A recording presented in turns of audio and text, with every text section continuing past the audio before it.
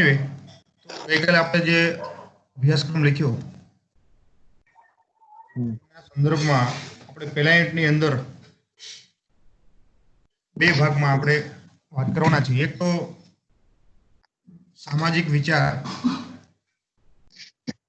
લક્ષણો છે, બીજું સમાજશાસ્ત્રી વિચાર અને એના લક્ષણો,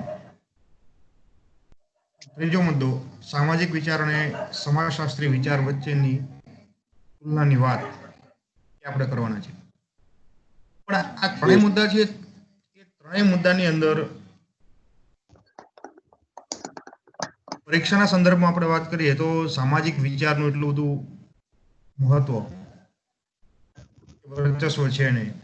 પરીક્ષાના સંદર્ભમાં સમાજશાસ્ત્રીય વિચાર એ આપણા માટે મહત્વનો છે. એટલે સામાજિક વિચારની આપણે ચર્ચા કરીએ છીએ, એની કઈ પીપીટી કેવું નથી, એટલે એની આપણે તમે નહીં જોઈ શકો. હવે આપણે બધા જાણીએ છીએ પ્રમાણે કે સમાજશાસ્ત્રને વિજ્ઞાન તરીકેની શરૂઆત જ્યારે પણ થઈ, તો એ પહેલાની આખી જે કઈ સમાજની વ્યવસ્થા હતી, એ સમાજની વ્યવસ્થાની અંદર જે પણ વિચારો રજૂ થતા હતા એ બધા વિચારો સામાજિક વિચારો હતા. કારણ કે સમાજશાસ્ત્રના ઉદ્ભવોની જે કઈ પૂર્વ ભૂમિકા છે, પૂર્વ ભૂમિકાની અંદર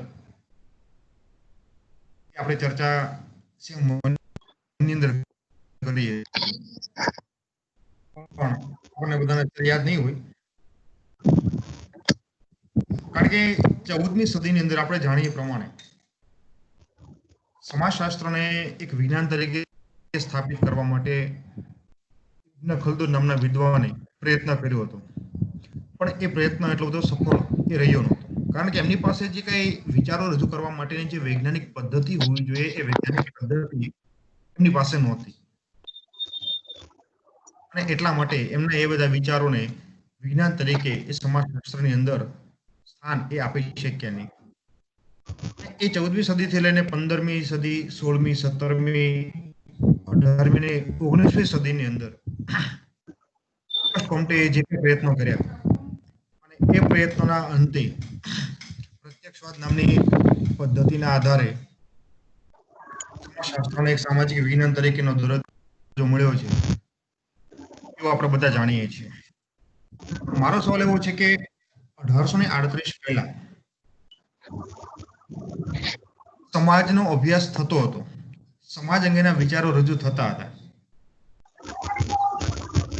તો એ સમાજ અંગેના વિચારો અથવા સમાજ અંગેનો અભ્યાસ કઈ પદ્ધતિથી થતા હતા?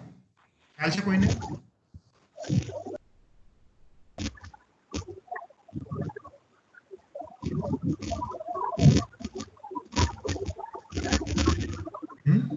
એને યાદ હોય, આની ચર્ચા આપણે કરેલી છે. હા સર. કોઈ વાંધો નહીં. એ પદ્ધતિ હતી મોટા ભાગે આર્મચેર મેથડ. તમને યાદ આવી ગયું હોય તો. હા સર. હા, એટલે કે ખુરશીમાં બેઠા બેઠા આરામ કરતા કરતા સમાજ વિશેની કલ્પના કરવાની, અને એ જે કલ્પના આવે અને એ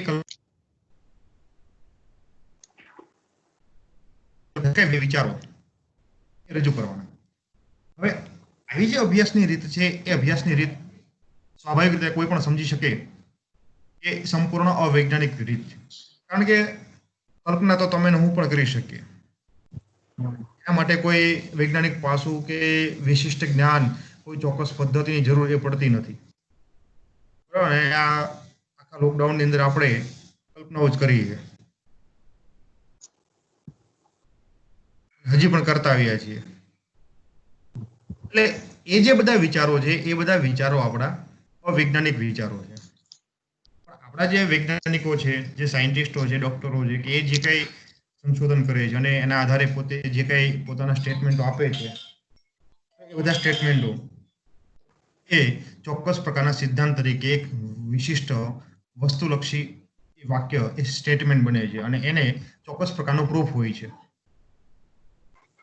આવો જે કંઈ આર્મચેર મેથડ હતી એ આર્મચેર મેથડના આધારે સમાજના જે પણ અભ્યાસો થતા હતા એ સમાજના અભ્યાસ માટે આ જે કંઈ અભિપ્રાયો હતા કે વિચારો હતા એ બધા વિચારો આખા કાલ્પનિક અને અવૈજ્ઞાનિક વિચારો હતા.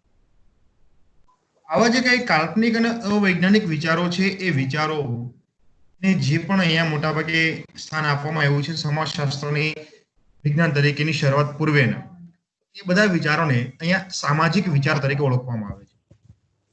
એટલે આ જે સામાજિક વિચારો છે એ સામાજિક વિચારો ભલે અવૈજ્ઞાનિક વિચારો છે પણ એ અવૈજ્ઞાનિક વિચારોની અંદર સંપૂર્ણ એકદમ કાલ્પનિક વિચારો નથી. પણ એ બધા જે કાલ્પનિક વિચારો છે એ બધા કાલ્પનિક વિચારો કેવા છે? સમાજ અને સમાજની વ્યવસ્થા માટેના વિચારો છે. એટલે કે કોઈ વ્યક્તિના સંદર્ભમાં કે કોઈ બાકી સમાજના એકલ દોકલ સભ્યોને લાગુ પડે એવા વિચારો નહીં. આજે માનો કે હું કોઈ સલમાન ખાનની કલ્પના કરું કે ધોનીની કલ્પના કરું કે નરેન્દ્ર મોદીની કલ્પના કરું એ ભલે આપણે કલ્પનાઓ છે કાલ્પનિક વિચારો છે પણ એ કાલ્પનિક વિચારોને આપણે સામાજિક વિચાર એ કહી શકતા નથી. કારણ કે જે સામાજિક વિચાર છે એ આખરે સમાજ અને સમાજની વ્યવસ્થાના જે ભાગો છે અને એના સંદર્ભના એ બધા વિચારો છે. એટલે કેવા વિચારો કે ભાઈ માનો કે આપણે સામાજિક વિચારોના સંદર્ભમાં વાત કરીએ એટલે કે આપણી જે કઈ સામાજિક વ્યવસ્થાઓ છે માનો કે આપણી સામાજિક સંસ્થા છે કે પછી કુટુંબ હોય લગ્ન હોય ધર્મ હોય કે જે વ્યવસ્થા હોય કે સગપણ સંબંધની વ્યવસ્થા આ બધી જે આપણી સામાજિક સંસ્થાઓ છે એ સામાજિક સંસ્થાના સંદર્ભમાં જે વિચારો રજૂ કરવામાં આવે છે. હવે માનો કે કુટુંબ છે તો આપણે કુટુંબની અંદર જે બદલાવ આવે છે એ બદલાવ વિશે આપણે કોઈ પણ અભ્યાસ કર્યા પૂર્વે જ આપણે આપણી રીતે અનુમાન બાંધી દઈએ. આજકાલ કુટુંબના લોકોની અંદર અમે પણ આની ભાવના રહી નથી.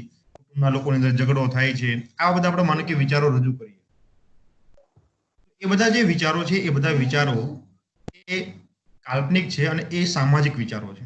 કારણ કે સમાજ અને સમાજની કોઈ પેટા વ્યવસ્થા છે એમની સાથે એ જોડાયેલા વિચારો છે. કોઈ ચોક્કસ વ્યક્તિના સંદર્ભમાં કે કોઈ ચોક્કસ વ્યક્તિને લાગુ પાડતા એ વિચારો નથી. એટલે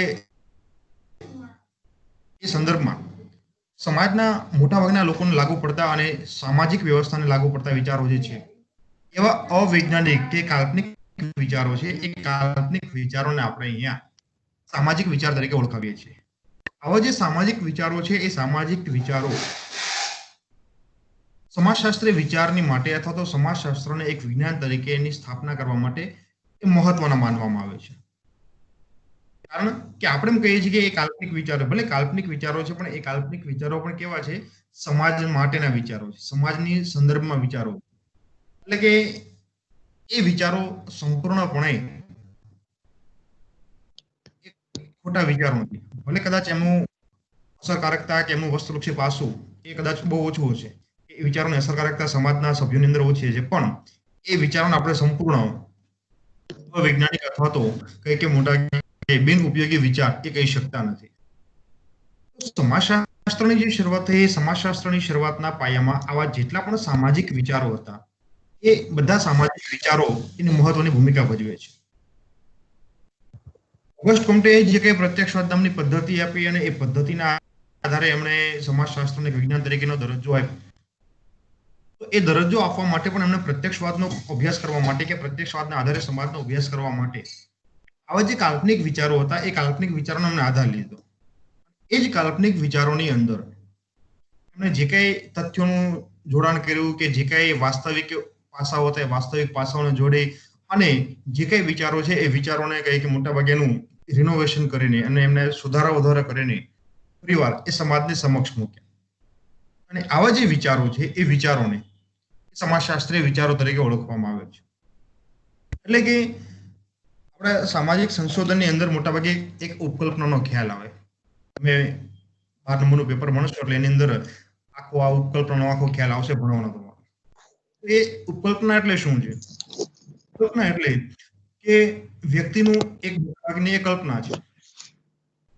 અને એ કલ્પના ખરેખર સાચી છે કે ખોટી એ સાબિત કરવા માટે આખી જે કઈ પ્રક્રિયા કરે છે જે પ્રોસેસ કરે છે જે કઈ અભ્યાસ એકમ બનાવે છે એમની પાસેથી માહિતીનું એકત્રીકરણ કરે છે અને માહિતીને પછી મોટાભાગે એનું એનાલિસિસ કરે. એનાલિસિસ કરીને જે કઈ તારણો આપે છે એ તારણોના આધારે અંતે એમ કહી શકીએ કે ભાઈ સંશોધન પહેલા મારી જે કઈ કલ્પના હતી કે મારી જે કઈ માન્યતા હતી એ માન્યતા અહીંયા એ સાચી ઠરે છે. તો એ સંશોધનની શરૂઆત કરતા પૂર્વે એ જે સંશોધક છે એ સંશોધકના જે વિચારો છે એ વિચારો મોટા ભાગે કાલ્પનિક અથવા તો સામાજિક વિચાર. એ સામાજિક વિચાર ને ધીરે ધીરે કહી કે મોટા ભાગે સંશોધનના અંતે જ્યારે સંશોધક રજૂ કરે છે ત્યારે એ વિચાર વૈજ્ઞાનિક વિચાર બને છે અને એ સમાજશાસ્ત્રીય વિચાર બને છે. કારણ કે આવો જે વિચાર છે એ વિચારને કોઈ વ્યક્તિ સાબિત કરી શકે છે, એનું સંશોધન કરે અથવા એનું અર્થઘટન કરી શકે છે. જે સામાજિક વિચારો છે એ સામાજિક વિચારોનું મોટાભાગે એનું પરીક્ષણ કે નિરીક્ષણ થઈ શકતું નથી. એને આપણે તપાસી શકતા નથી. અને એને વિજ્ઞાન કે વસ્તુલક્ષી પાસાનો સપોર્ટ નહીં હોવાના કારણે એ વિચારો માત્ર કાલ્પનિક વૈજ્ઞાનિક વિચાર તરીકે ઓળખવામાં આવે છે. એ સંદર્ભમાં અહીંયા જ્યારે આપણે સમાજશાસ્ત્રના વૈજ્ઞાનિક વિચારોની વાત કરવાના છીએ, એ વૈજ્ઞાનિક વિચારો પૂર્વે અને આપણે કહીએ કે મૂળભૂત એનો આધાર કે જેના પાયામાં જે વિચાર રહેલા છે એવા વિચારોને પણ એ આપણે સમજવા જોઈએ. એ સંદર્ભમાં એક વસ્તુ તો એક ચોક્કસ છે કે જ્યારે આપણે સામાજિક વિચારની વાત કરીએ છીએ એટલે ચોક્કસ એ સમાજના સંદર્ભમાં રજૂ થયેલા વિચારો છે. માત્ર ખાલી જો વિચાર હોત, એ વિચાર ગમે તે પ્રકારના હોત અને સમાજના નહીં પણ સમાજની અંદર કોઈ પણ વ્યક્તિના એ વ્યક્તિગત વિચારો પણ હોઈ શકે. આપણે જે મોટા ભાગે વિચારો રજૂ કરીએ છીએ એ વિચારો કેવા છે? બંને પ્રકારના વિચારો. એટલે કે ખાલી માત્ર વિચારો પણ છે અને સામાજિક વિચારો પણ છે.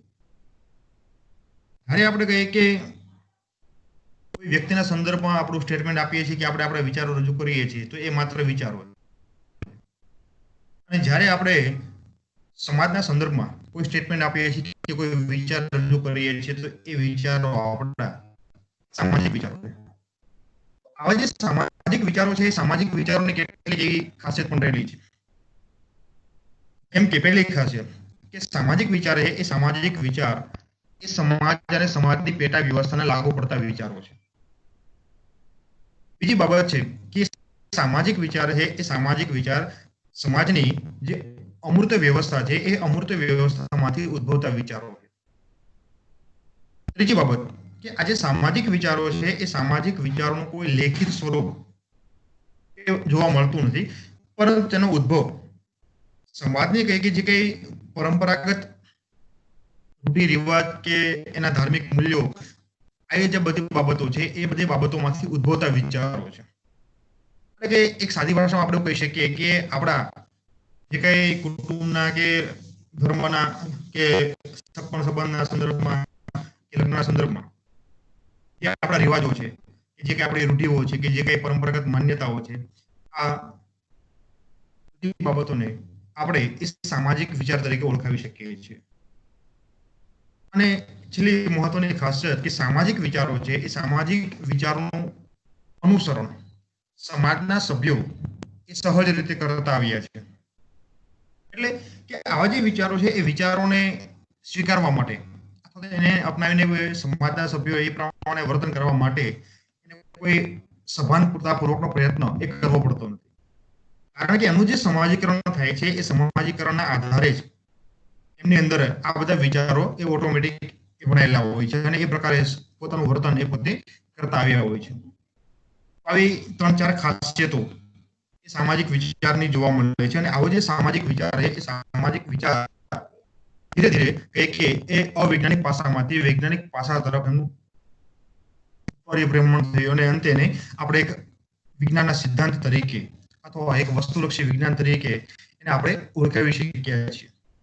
તો આવા જે સામાજિક વિચારમાંથી જે સમાજશાસ્ત્રીય વિચારો ઉદ્ભવ્યા અને એ સમાજશાસ્ત્રીય વિચારો એટલે એ આપણા સમાજશાસ્ત્રનું એક સૈદ્ધાંતિક પાસું માનવામાં આવે છે. કારણ કે આવા જે વૈજ્ઞાનિક વિચારો છે એ બધા વૈજ્ઞાનિક વિચારોને આધારે એ સમૂહના આધારે કોઈ પણ વિજ્ઞાનનું એ આખું વિષય વસ્તુ કે એમનું જે સૈદ્ધાંતિક માળખું છે માળખું તૈયાર થતું હોય છે. આપણે કહીએ કે ભાઈ જે કઈ વિજ્ઞાનો છે ને એ વિજ્ઞાનોના અંદર અભ્યાસ કરવા માટેના જે સિદ્ધાંતો છે, થિયરીઓ છે, તો એ થિયરી અહીંયા આ સમાજશાસ્ત્રીય વિચારોના સંદર્ભમાં એ ઓળખવામાં આવે છે. તો આવો જે કઈ સમાજશાસ્ત્રીય વિચાર છે સમાજશાસ્ત્રીય વિચાર આપણે અહીંયા મોટા ભાગે એની ચર્ચા આપણે કાલે કરીશું. અહીંયા ખાલી કોને આપણે સામાજિક વિચાર કહીએ અને સામાજિક વિચારની જે કઈ ખાસિયત હતી એની ચર્ચા જે આપણે કરીએ છીએ અને આજે આપણે આ જે વાત છે વાત અહીંયા પૂરી કરીએ છીએ. તમારા તરફથી કઈ પ્રશ્ન હોય તો વચ્ચે લોકો કોઈ ઊંચો હાથ કર્યો તો પ્રશ્ન માટે.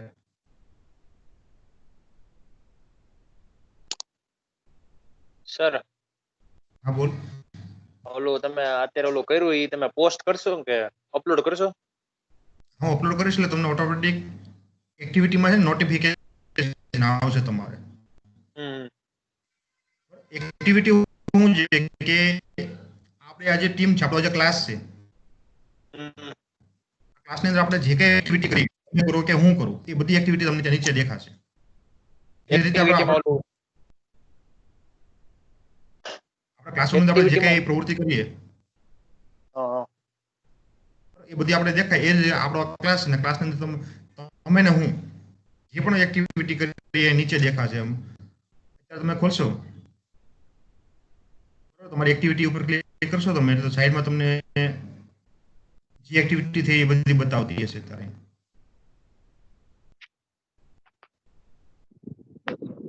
કે કાંઈ પણ નવું આવશે ને તો એ સીધું એક્ટિવિટીમાં નીચે તમને દેખાશે.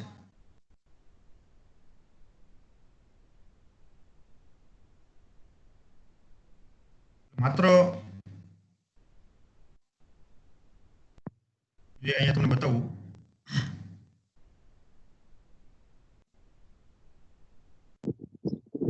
સ્ક્રીન દેખાડો છે. આ એક જ કરું છું.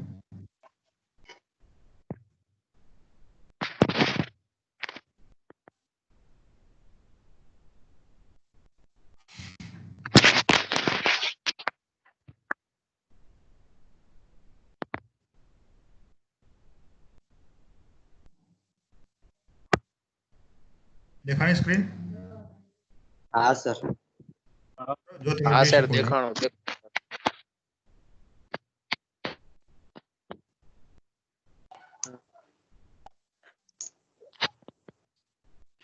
જો આ જે એક્ટિવિટી થઈ ને હમ. બધી એક્ટિવિટી અહીંયા તમને દેખાતી હશે.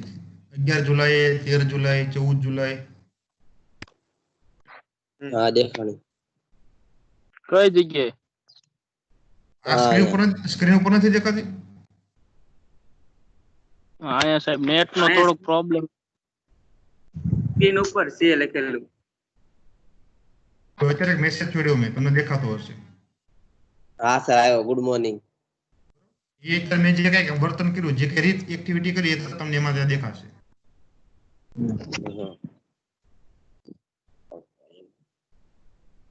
તમે મને કે કોઈ રિપ્લાય આપશો મને તો એ પણ અહીંયા તમને દેખાશે. એક લાઈક કર્યું છે બરોબર છે? મેં લાઈક કર્યું. હા તો એ દેખાય છે મને, એ તમને પણ ત્યાં દેખાતું હશે. હા સર દેખાણું.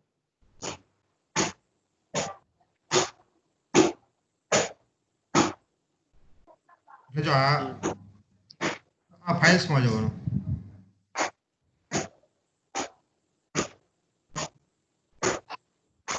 ફાઇલ્સમાં જશો એટલે ફાઇલ્સની અંદર જે કંઈ અપલોડ થયેલું હશે ને હિરેન સરનું જે ક્લાસ મટીરિયલ્સ દેખાશે તમને. ફોલ્ડર બનાવ્યું છે ને, ફોલ્ડરની અંદર કાંઈ નથી. મેં બનાવ્યું. હા એવી રીતે પેપર 16 ઉપર ક્લિક કરશો તમે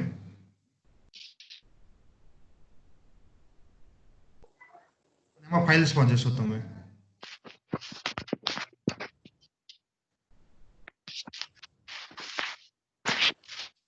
એટલે જો દેખાશું એ તમને એમાં સર ઈ બે વસ્તુ દેખાણી હતી પછી પછી ઉયું જાય છે. વિડીયો છે જા એના પર હું ક્લિક કરું છું અત્યારે.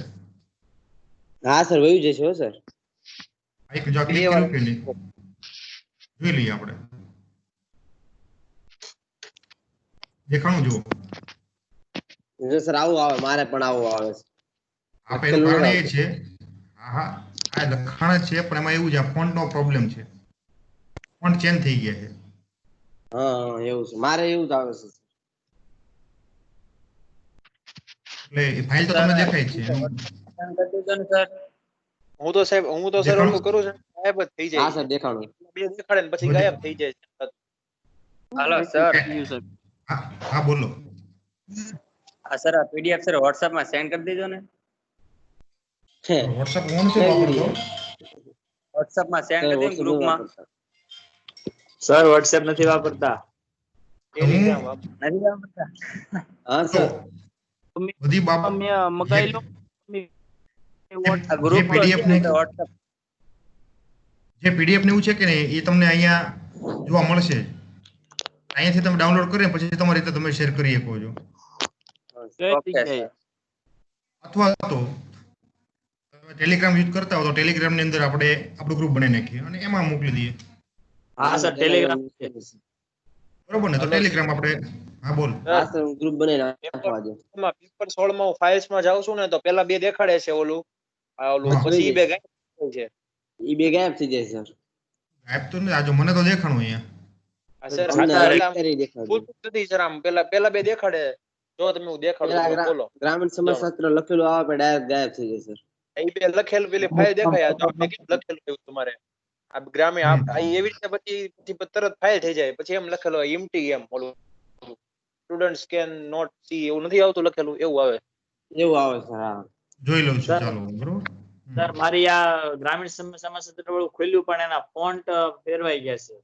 હા, એટલે ઈ ફોન્ટ અલગ છે. જો નીચેની બીજી ફાઇલ છે કે નહીં BA સોશિયોલોજી લખેલી છે. એક મિનિટ ઈ સીધું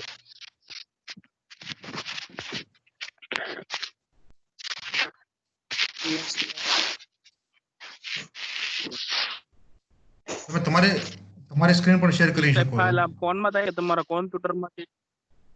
એટલે અમારા ફોન માં પણ આવે. હા, બોલું. તમને જે પ્રોબ્લેમ થાય છે ને કૃષ્ણદેવને હા સર આવી ગઈ સર આવી. આવી ને? હા સર દેખાણું કરી ઉભા રહેજો. હા દેખાણું ના સર જો પાછું ગાયબ થઈ ગયું. પાછું સર ગાયબ થઈ ગયું. આયન સર વયું જાય છે. પણ સાહેબ આવીને સર ખાલી 1 સેકન્ડ માટે એપ માં ગ્રુપ બનાવીને એક મિનિટ સ્ક્રીન તારી શેર કર દો.